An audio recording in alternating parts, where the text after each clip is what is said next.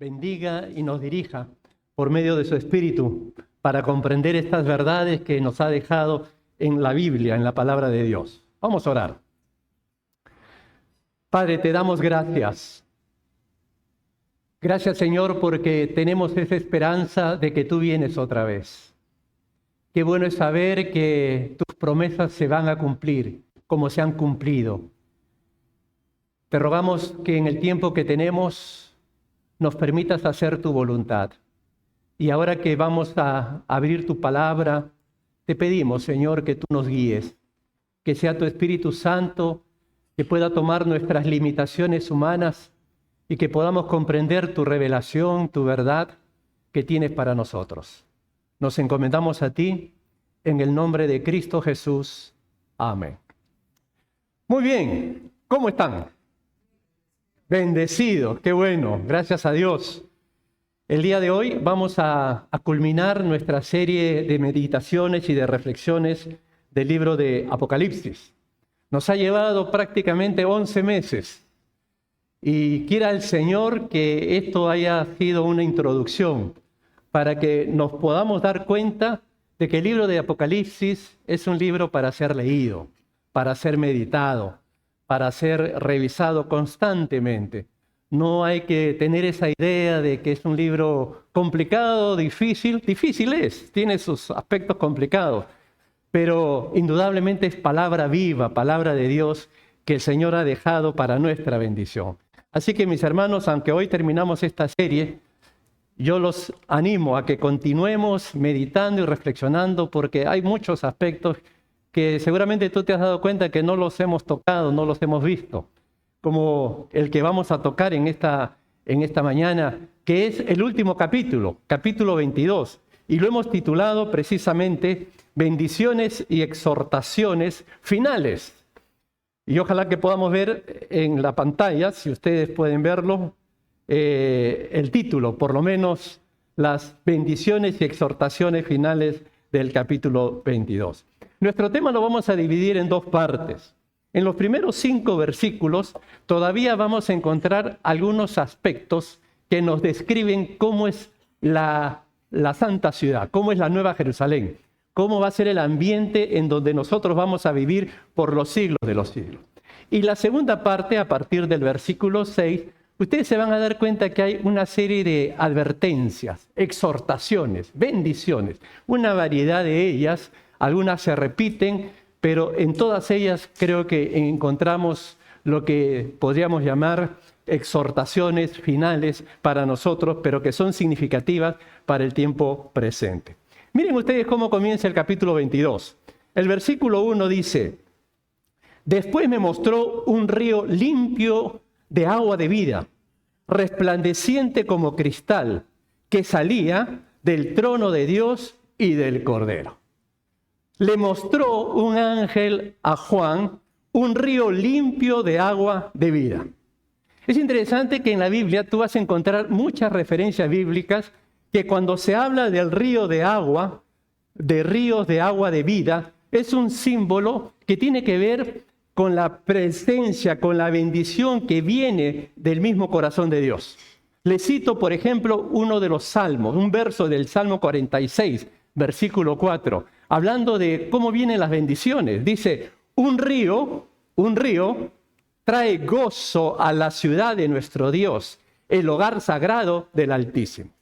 Los ríos de agua vida significan plenitud, significan realización, significa haber llegado a lo máximo de poder disfrutar de la misma presencia del Señor. Es interesante cómo aquí en el Apocalipsis nosotros vamos a notar que en los tiempos finales, en el cielo nuevo, en la tierra nueva, ya vamos a estar disfrutando en su máxima expresión lo que es la redención, lo que es la salvación, el Señor. Y Él va a devolverle a la creación lo que fue su intención inicial, de que nosotros podamos disfrutar de la comunión y de la relación con Él. Lo interesante es que aquí aparece este río, estos ríos de agua de vida, que como ustedes se podrán dar cuenta, no procede estos ríos de una montaña.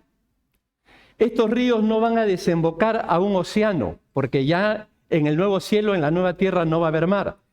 Este río de agua de vida, dice el versículo, que procede del trono de Dios y del Cordero. Lo que nos hace ver ya como un detalle más que la vida que satisface, los ríos de agua vida, la máxima plenitud que uno puede disfrutar en su comunión, en su relación con Dios, viene del trono, viene de la presencia de Dios.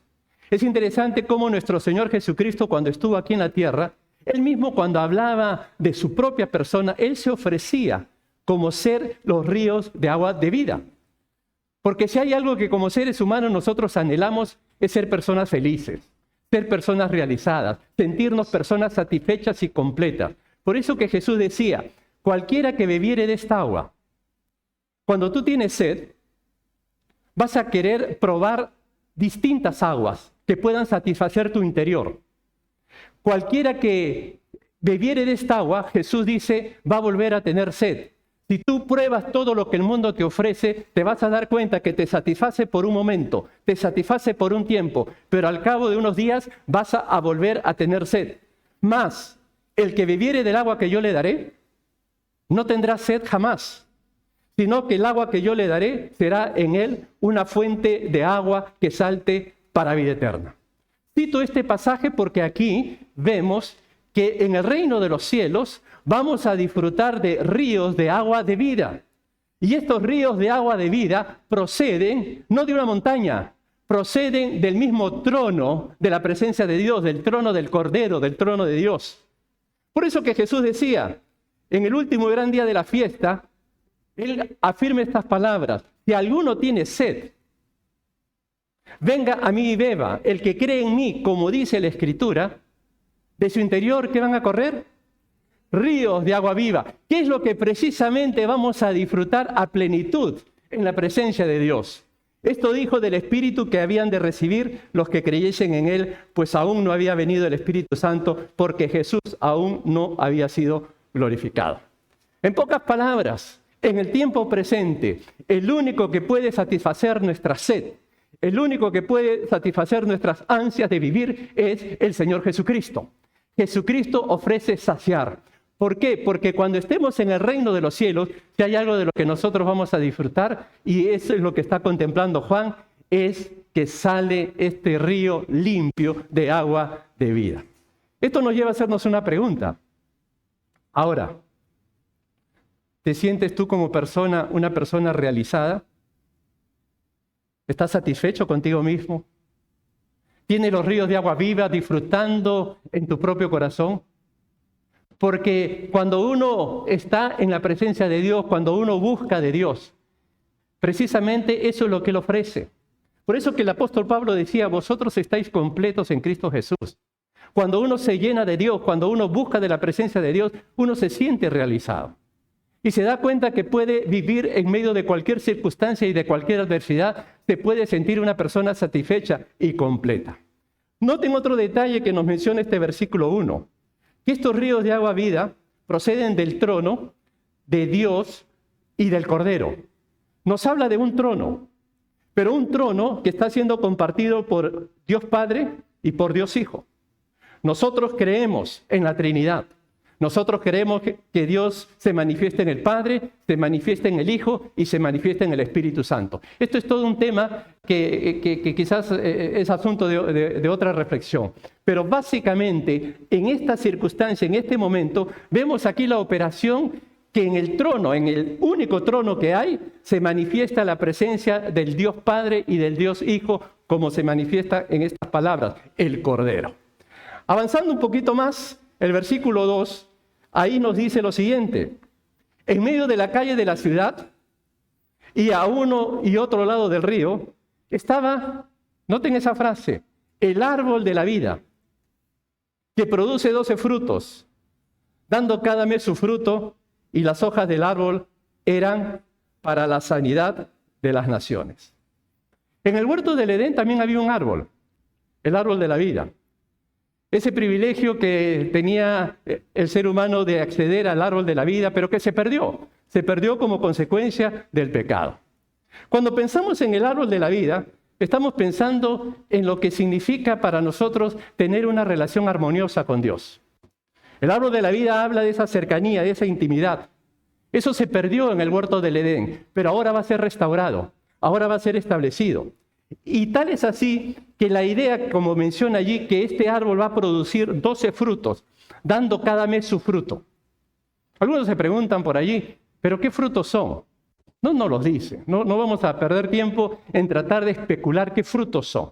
Es verdad que en el cielo nuevo, en la tierra nueva, nosotros vamos a tener cuerpos transformados, cuerpos glorificados. Posiblemente no tengamos necesidad de comer para vivir, pero sí podemos, con estos cuerpos nuevos y glorificados, disfrutar de los manjares que ofrece la naturaleza. Tal es así que dice que están produciendo 12 frutos y dando cada mes su fruto. Y no necesitamos, porque estamos disfrutando, vuelvo a repetir, de un cuerpo glorioso. Pero lo interesante que dice allí, que las hojas del árbol eran para la sanidad de las naciones. Y aquí hay una palabrita que nos complica el panorama, porque se supone que en el reino de los cielos no hay enfermedad. ¿Y cómo es que estas hojas sirven para la sanidad de las naciones? En el reino de los cielos no hay enfermedad, no hay pecado, no hay corrupción. Pero sin embargo, la palabra sanidad aquí es importante que nosotros podamos mirarla en su original, es decir, en su idioma griego. Ahí aparece la palabra terapia. Como sanidad se traduce del término terapia. ¿Y la terapia qué cosa es? La terapia es el mecanismo que se utiliza para proveer salud. La función de estas hojas es para promover salud y bienestar, no para curarte, sino para mantener ese estado de salud, de bienestar y de bendición, de disfrutar de la presencia de Dios. Y es ahí donde nosotros podemos darnos cuenta de la finalidad que tienen estas hojas, como se menciona ahí, para sanidad. Básicamente es terapia. Uno cuando va a terapia no es para que lo curen. Ya pasó por el proceso de sanidad, ¿no? Cuando uno entra a un hospital y después de que te han curado todo te dicen terapia, ¿no? Para mantener, para cuidar tu estado de salud. Pues ese es el concepto, porque allá en el cielo no nos vamos a enfermar. ¿Amén o no? Así que todos esos achaques de los que nosotros sufrimos, de vez en cuando uno se levanta con un dolorcito, ¿no? Ya los que tenemos algunos añitos, a veces nos duele algo por ahí aparece, ¿no? Ya ustedes que son jovencitos, pues siempre están en buena forma, en buena salud. Pero allá en el cielo nosotros vamos a mantener un estado de buena salud y de bienestar. Avanzamos en el versículo 3, siguiendo con las descripciones de cómo es esta tierra santa, esta nueva ciudad. Dice que allá no va a haber maldición y el trono de Dios y del Cordero estarán en ella y sus siervos le servirán. Es decir, cuando entró el pecado en el mundo, todo se malogró. Se malogró nuestra comunión con Dios y se malogró la naturaleza. Todo se afectó, todo se destruyó. Por eso que este mundo va en decadencia. Este mundo cada vez se va destruyendo más y más. Esto no lo arregla nadie. No es que sea pesimista. Simplemente tenemos que estar atentos a lo que dice la profecía y darnos cuenta que va a llegar el tiempo en que todo esto va a llegar a su fin. El único que puede arreglar esta situación es cuando se establezca el reino de Dios, Jesucristo. Y es allí donde nosotros tenemos que enfocar nuestra mirada. Por eso que dice que en el reino de los cielos ya no va a haber más maldición. La muerte de Cristo y su resurrección han hecho posible que se elimine esa condena, esa maldición de la que estamos nosotros afectados. Dice el apóstol Pablo en el libro de la epístola a los Gálatas que Cristo nos ha rescatado de la maldición dictada en la ley. Cuando fue colgado en la cruz, cargó sobre sí la maldición de nuestras fechorías, pues está escrito, maldito todo el que es colgado en un madero. El hecho de que no haya más maldición en el reino de los cielos es gracias a Jesús, porque Él ha quitado, Él nos ha rescatado de toda maldición, de toda condena, de toda ruptura, de toda separación, de esa incapacidad que nosotros tenemos para tener contacto con Dios. Todo eso lo ha roto nuestro Señor Jesucristo por su muerte en la cruz. Algo hermoso, hermanos, que el pueblo de Dios espera. y verán su rostro, y su nombre estará en sus frentes. ¿Qué te parece? ¿Hermoso o no? Parece que a algunos no les gustó esta idea. Hermano, vamos a ver el rostro de Dios. Y verán su rostro y su nombre estará en sus frentes. Recuerden que hasta el momento y hasta que no se establezca el reino de los cielos, a Dios nadie lo va a ver. Una de las bienaventuranzas dice así: bienaventurados los de limpio corazón. ¿Por qué? Ellos verán a Dios. La limpieza de corazón, sin santidad nadie verá al Señor. Cuando estemos en la presencia de Dios, vamos a ver a Dios. El apóstol Juan, en una de sus epístolas, en la primera de Juan, capítulo 3, dice: amados, ahora somos hijos de Dios, y aún no se ha manifestado lo que hemos de ser. Pero sabemos que cuando Él se manifieste, seremos semejantes a Él. ¿Por qué? Porque le veremos tal como Él es. Esto nos confirma que vamos a ser transformados, que vamos a ser semejantes a Cristo y que le vamos a ver. Que vamos a ver, como dice ahí, su rostro. Y el otro detalle importantísimo que también tiene connotación para nosotros en el tiempo presente, en el tiempo actual, que su nombre estará en sus frentes. El nombre de Dios estará en la frente de todos los redimidos. Acuérdate que el nombre de Dios representa lo que identifica a Dios. Los nombres de Dios en la Biblia hablan del carácter de Dios, de cómo es Dios. Anda sumando. Eso quiere decir que la manera de pensar, la manera de ser, la manera de actuar de Dios estará clavada en nuestra mente. No como un adorno, sino porque va a ir mostrando realmente que nosotros nos hemos identificado plenamente con el nombre de Dios. Tener el nombre de Dios en nuestra frente es una clara muestra de que ahora pertenecemos al Señor como su pueblo. Es una marca distintiva que indica que tenemos una relación especial con Dios. Llevar el nombre de Dios en la frente, ¿saben qué significa? Que Dios nos ha aceptado, que Dios nos ha aprobado. Es una señal que Dios está a favor nuestro. La presencia del nombre de Dios en la frente simboliza que en nuestro interior hay limpieza y santidad. Y algo más, en la frente está la mente. En la mente están los pensamientos. Y tener el nombre de Dios en la frente significa que vamos a empezar a pensar como Dios. Vamos a actuar como Dios. Eso será en el reino de los cielos. Pero esos inicios se deben empezar a experimentar desde que tenemos nuestro encuentro personal con Jesucristo en el tiempo presente. Tener el nombre de Dios en la frente, entonces, habla de una conexión muy cercana, muy personal con nuestro Dios. Pregunto, ¿estamos identificados con el Señor de esa manera? ¿Hemos sido marcados de esa forma?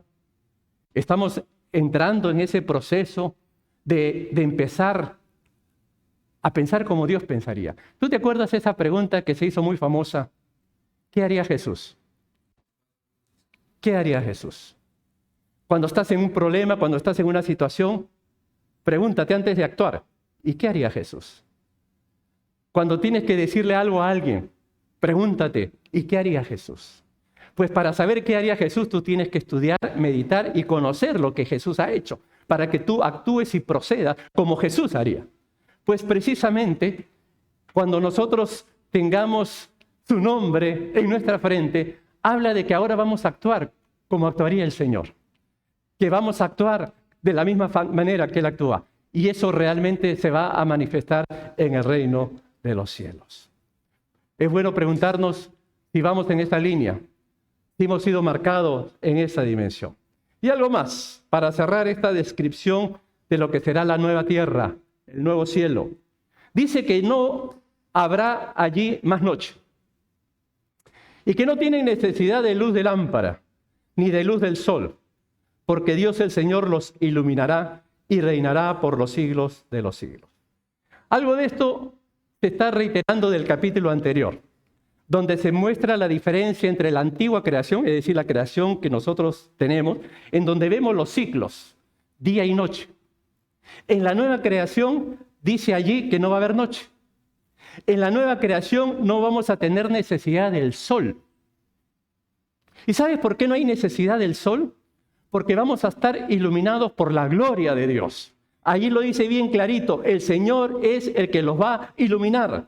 La gloria del Señor va a reemplazar toda luz, todo reflector que pueda ser impactante o resplandeciente no va a ser necesario, porque vamos a ser iluminados por el mismo Señor. Su gloria iluminará los cielos y la tierra. Y eso es realmente impactante.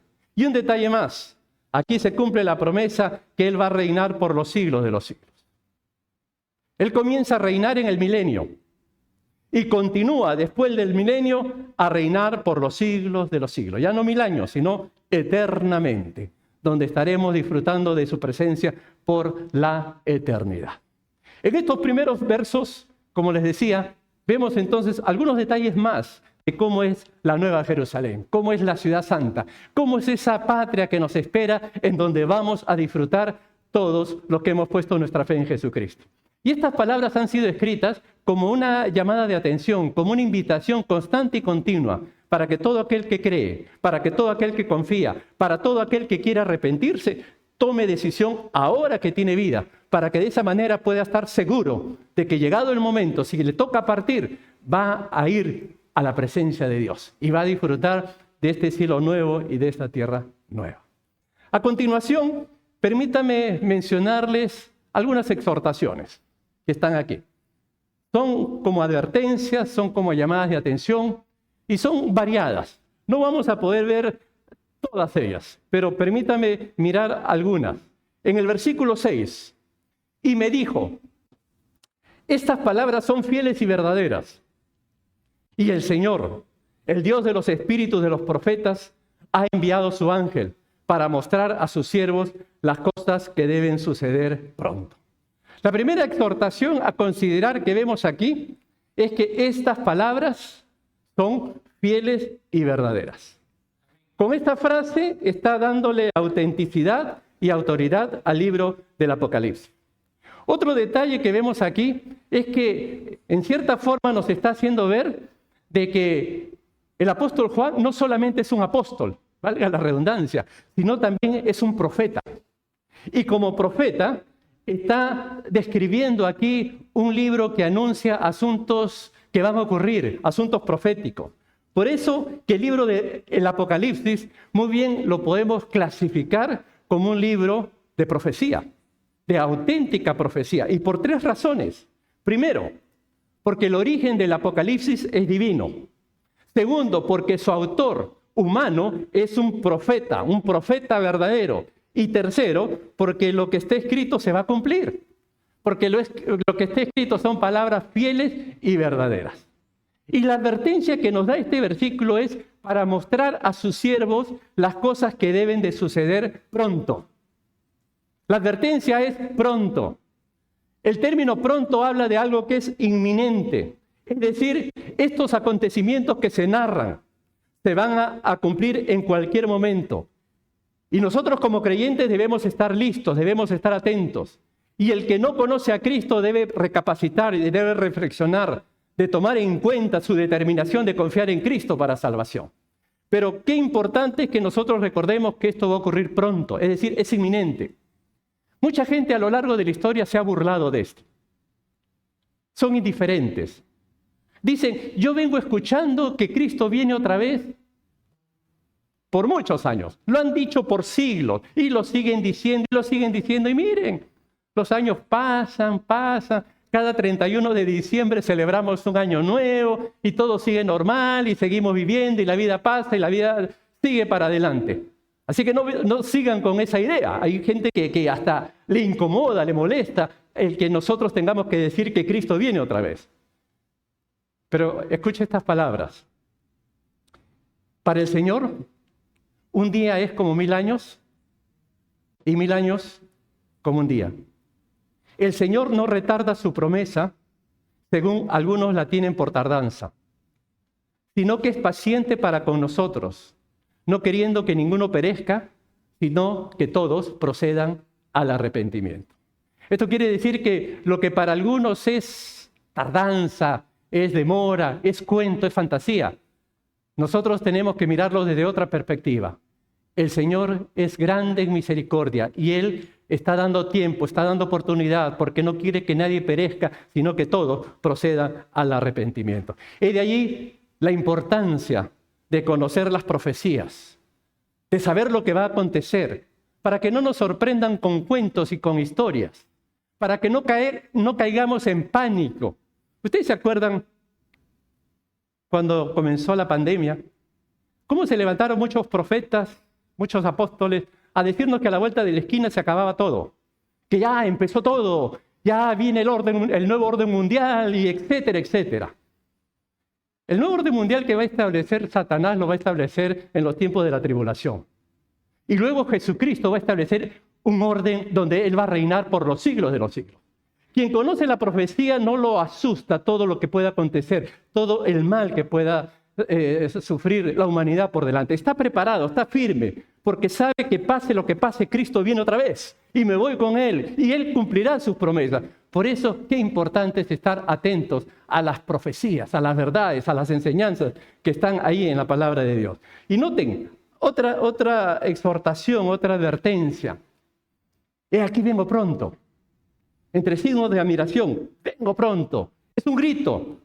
El Señor diciendo, yo vengo otra vez. Y luego agrega, dichoso, feliz, bienaventurado, el que guarda las palabras de la profecía de este libro. ¿Te das cuenta? Hay una felicidad si nosotros guardamos esta profecía. Porque el no saber la profecía, ¿qué pasa? ¿Qué ocurre cuando uno desconoce la profecía? Le mete en cuento, cae en pánico, vive asustado, vive exagerando todo, vive creyendo cualquier teoría conspirativa que aparece por allí. Desconocer las profecías te lleva a una falta de comprensión del plan que Dios tiene. Desconoces la historia de cuáles son los propósitos que Dios tiene con la humanidad. Desconocer la profecía te puede llevar a una falta de discernimiento espiritual y a una falta de comprensión de la realidad en la que vivimos. El que conoce la profecía está parado, está plantado, está confiado en su Señor. Pero el que la desconoce, pues se asusta de todo le alarma, todo le preocupa. Desconocer las profecías que hablan del regreso de Cristo, que brindan consuelo, que brindan paz, que brindan esperanza y tranquilidad, es llevar a una persona pues a la angustia. Por eso que el apóstol Juan, a gente que estaba siendo encarcelada, perseguida y sufriendo en los tiempos que él escribe esto, el Espíritu le revela a que diga, bienaventurado el que conoce estas profecías. Es decir, hay una dicha, hay una felicidad.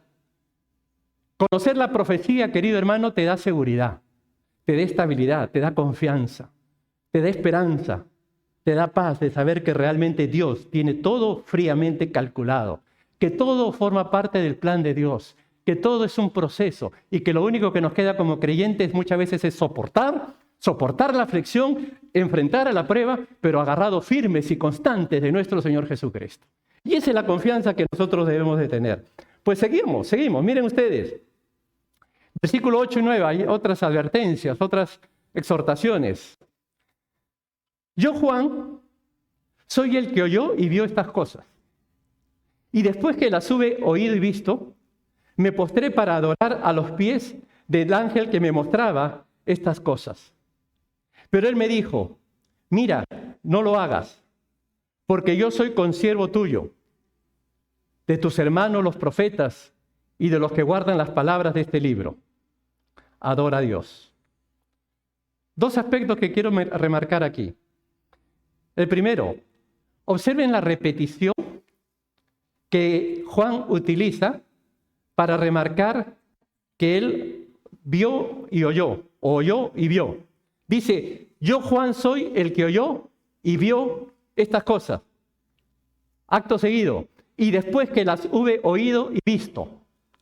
Este énfasis, oí, vi. ¿Sabes para qué es? Para mostrar que el aspecto está clarísimo. Que lo que Juan está escribiendo no son ocurrencias de él. No es asunto humano, es asunto que Dios le ha revelado. Y yo estoy escribiendo lo que he visto y lo que he oído. No me lo he inventado. No es cuento, no es fantasía, es realidad. Son palabras contundentes, palabras verdaderas que reafirman la autenticidad de que son palabras fieles y verdaderas. Lo que oí y lo que vi. Ese énfasis. Y lo que llama la atención, un apóstol como Juan, que se le exhorte para que adore a Dios, para que adore a Dios. Es probable que entre tantas revelaciones, tantas manifestaciones, tantas cosas impresionantes, que Juan por un momento, qué sé yo, se confundió y quiso postrarse y adorar a este ángel. De repente vio mal, pensó que era el Señor. Pero eso nos muestra, querido hermano, lo humano que somos.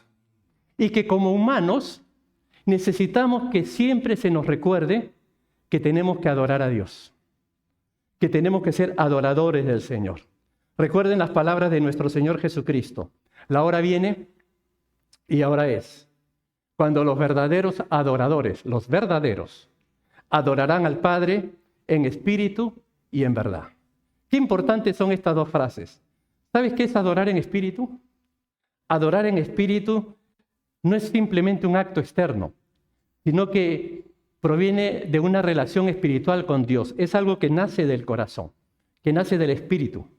Es la muestra de que estás conectado espiritualmente con el Señor.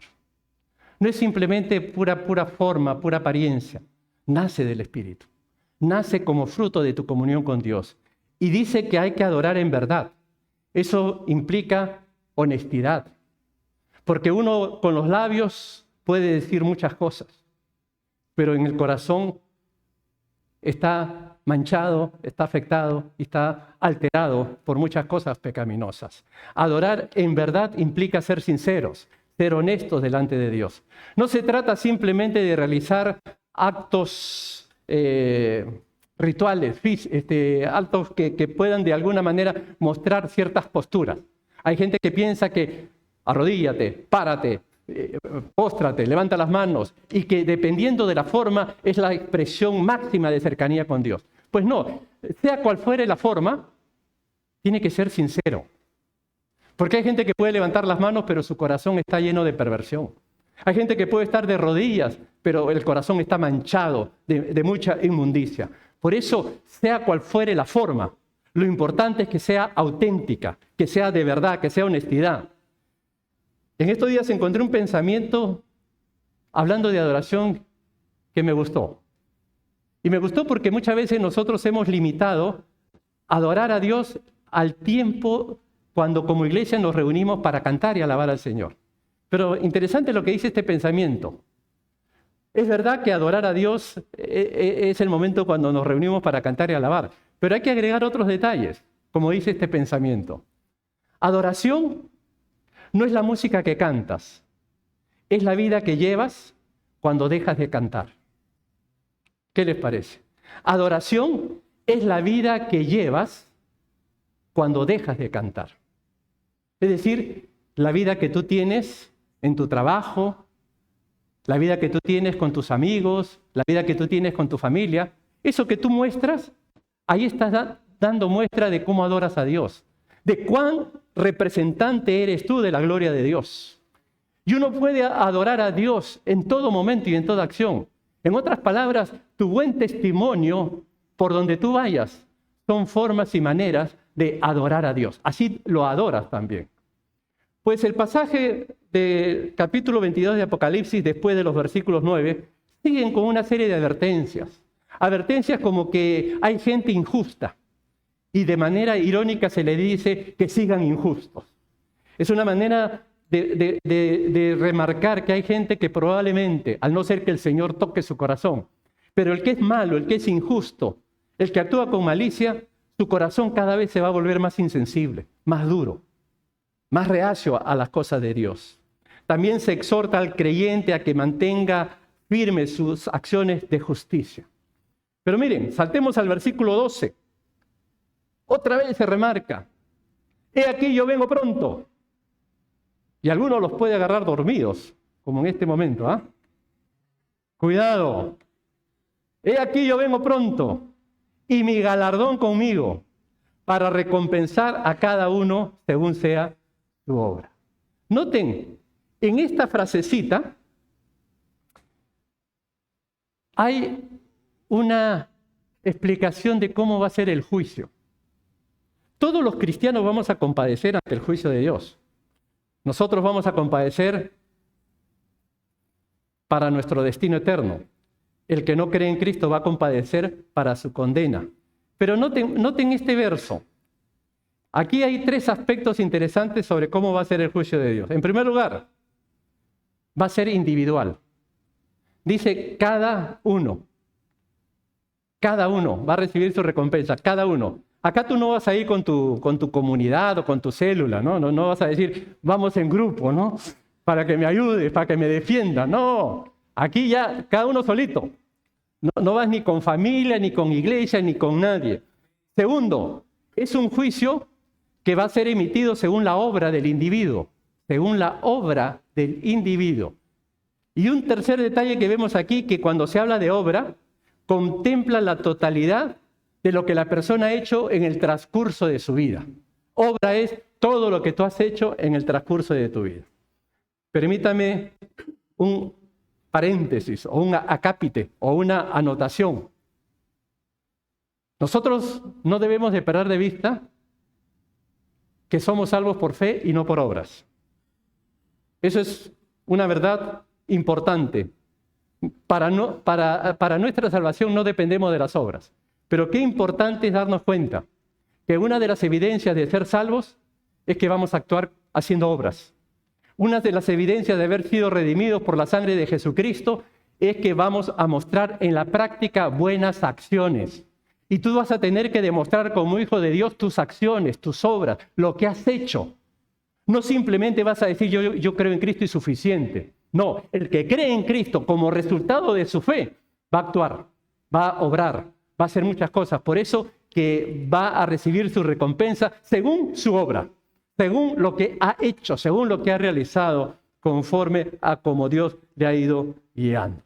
Pues bien, en esos versículos posteriores al versículo 12, una vez más se vuelve a señalar las personas que no van a entrar en el reino de los cielos, se vuelve a hacer la lista de todos esos personajes que ya lo hemos considerado en anterior oportunidad. Pero pasemos al versículo 17. En el versículo 17 dice, y el espíritu y la esposa dicen, ven. Y el que oye diga, ven. Y el que tiene sed, venga. Y el que quiera, tome del agua de la vida gratuitamente. Por un lado, ese clamor, ese grito, ese anhelo, ven Señor Jesús. Pero por otro vemos que la gracia de Dios se sigue extendiendo a toda persona. Para toda persona que quiera saciar su sed, todavía hay oportunidad. Después de su muerte no hay oportunidad. Hoy es la oportunidad que nosotros tenemos. Si nos damos cuenta que necesitamos ser satisfechos, ser realizados, pues no solamente tenemos que ver nuestra necesidad, sino también tenemos que querer tomar acción. Esto nos hace pensar que todavía sigue vigente las palabras de Jesucristo. Si alguno tiene sed, ¿qué tiene que hacer? Venga a mí, ir a Jesús para beber. Esto mientras tenga vida. Pero la segunda venida es un hecho evidente. Y miren ustedes, versículos 18 y 19. Yo testifico a todo aquel que oye las palabras de la profecía de este libro. Si alguno añadiere a estas cosas, Dios traerá sobre él las plagas que están escritas en este libro.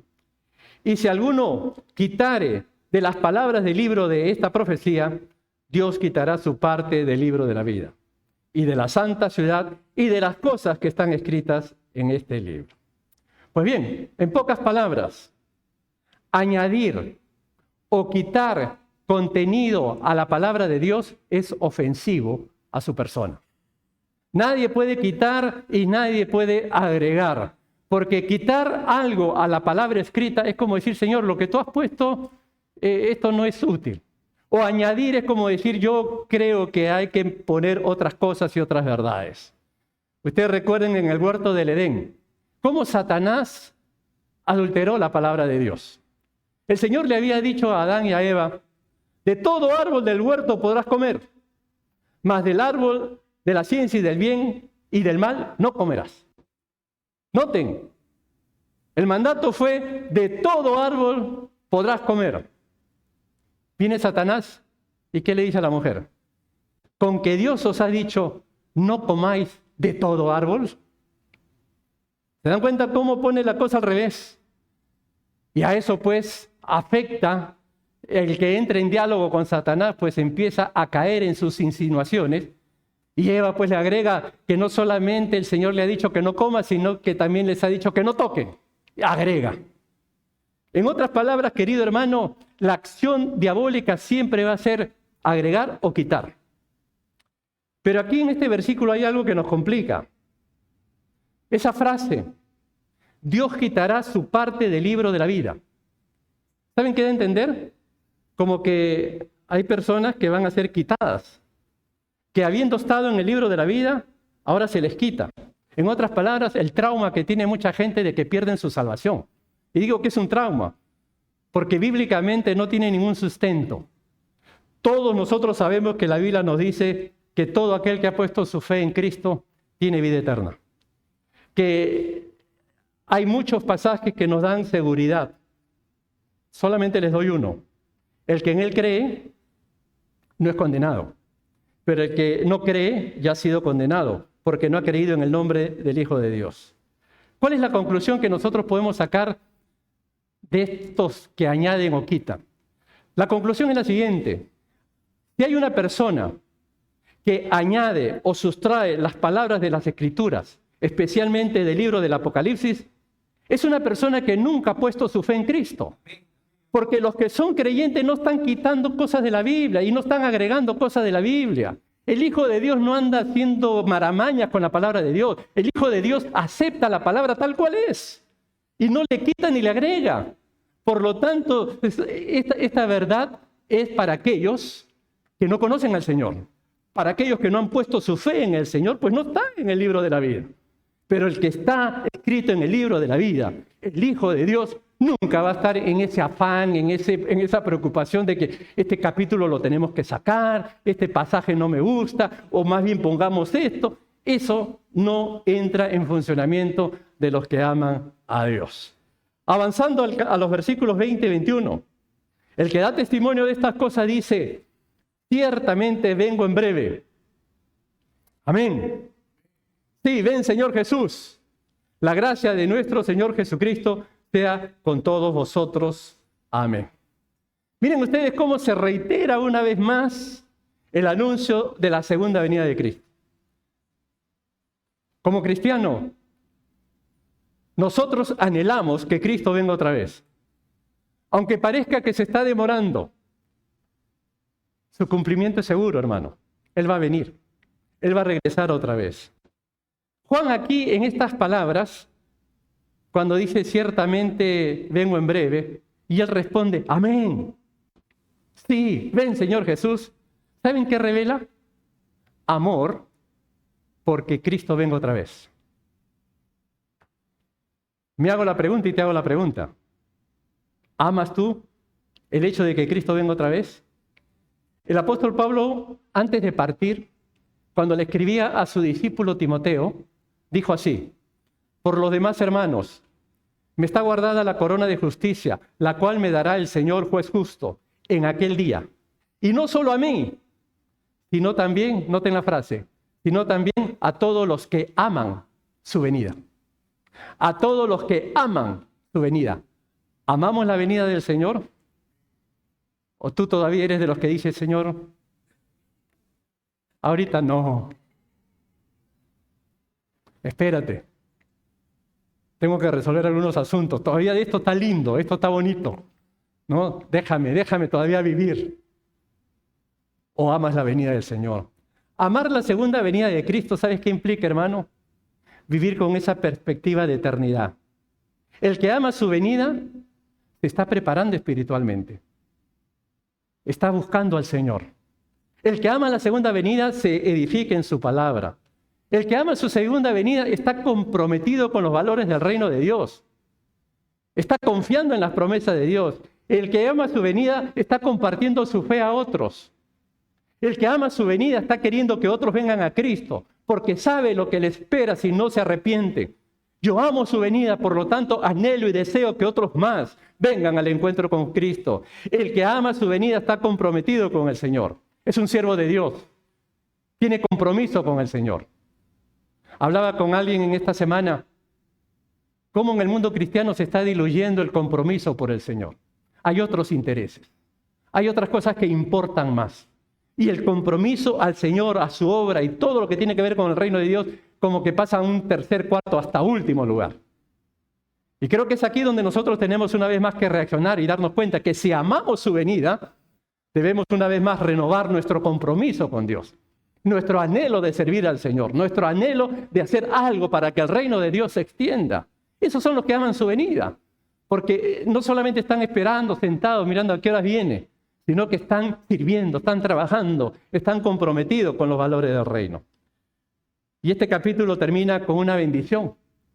La gracia de nuestro Señor Jesucristo sea con todos vosotros. Qué interesante.